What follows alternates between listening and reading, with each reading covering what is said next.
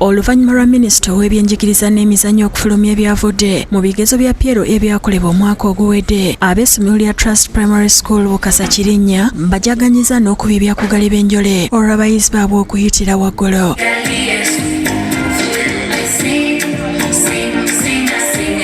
Baatuuza abaana 45 nga 40 bayitidde mu ddala lisooka n'abasigadde mu lyokubiri. Akulira abasomesa b'ekyomusanvu Magembe Geoffrey ategeeza nti obuwanguzi buno babujje kwesiga Katonda ne nannyini ssomero okubawa ebyetaago mu budde. Kwesiga Mukama, so we founded under the church. Mukama abeera naffe buli kaseera. Then committed staff, abasomesa bakolera ddala omulimu ogw'ettendo. Then director waffe omulungi n'abaana n'abazadde bonna okutwaliza wamu. Bazadde b'abaana babaddewo okubajagulizaako era bano batubuulidde ebyabasweseza okutuuka ku buwanguzi. I got 6 aggregates from Trust Primary School. My name is Ly'okuyita and I got 6 aggregates. I kindly want to thank our director because he's the one who paid for my school fees in my primary second.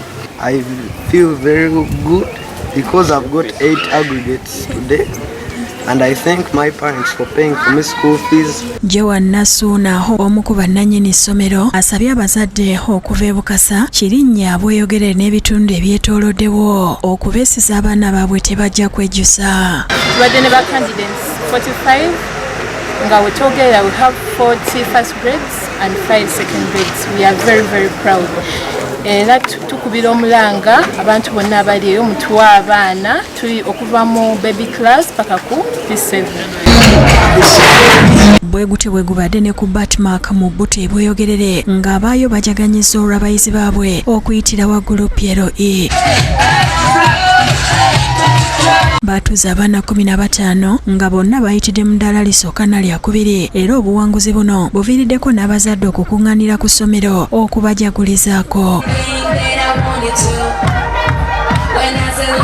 Akulira abasomesa b'ekyomusanvu Jackson Walwasa atendereza enkolagano ebaddewo wakati w'abazadde n'abasomesa nga yeevuddemu ebibala bino. And we are very happy that all our candidates passed in first grade. We got those with aggregate 4, aggregate 5, aggregate 6, and so on. So we are here to celebrate our good performance. Bo abayizi obuwanguzi babwesigamiza ku Katonda era ne beebaza abazadde olw'okubaweerera. I congratulate myself for performing well for these exams because they were not as easy as they seem. But I managed out to get a 4 aggregates in my exams. I have scored aggregate 4.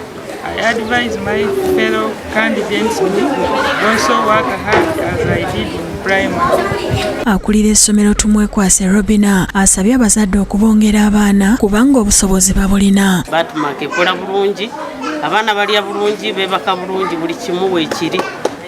Tuva ku nasale paka ku P7. Era abaana baffe ayasoose alina obuna, tulina abaana 2 balina buna n'abasigadde bonna bali mu first grade.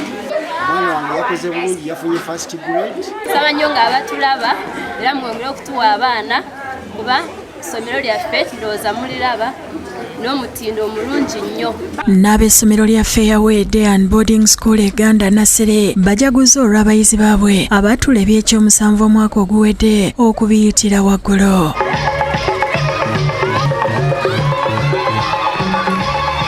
Omuyizi waabwe yasinze yafunye obubonero 9 era ng'abayizi baabwe bonna bayitidde mu ddala lisooka na lyakubiri. Omutandisi w'essomero lino Charles Kutos Lawyer n'abasomesa banyeenyeza ku gali b'enjole wamu n'abayizi baabwe.